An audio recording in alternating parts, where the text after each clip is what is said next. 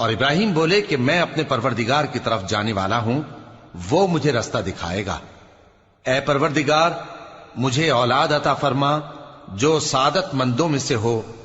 تو ہم نے ان کو ایک بردبار لڑکے کی خوشخبری دی۔ جب وہ ان کے ساتھ دوڑ دھوپ کی عمر کو پہنچا تو ابراہیم نے کہا کہ بیٹا، میں خواب میں دیکھتا ہوں کہ گویا تم کو ذبح کر رہا ہوں، تو تم سوچ لو کہ تمہارا کیا ارادہ ہے۔ انہوں نے کہا کہ ابا جان، جو آپ کو حکم ہوا ہے وہی کیجئے، اللہ نے چاہا تو آپ مجھے صابروں میں پائیے گا۔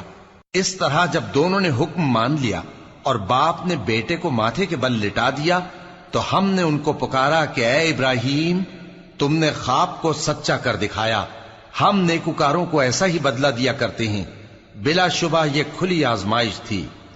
اور ہم نے قربانی کے ایک بڑے جانور سے ان کا یعنی اسماعیل کا فدیہ دیا، اور پیچھے آنے والوں میں ہم نے ابراہیم کا ذکر خیر باقی رکھا کہ ابراہیم پر سلام ہو، نیکوکاروں کو ہم ایسا ہی بدلہ دیا کرتے ہیں، بے شک وہ ہمارے مومن بندوں میں سے تھے۔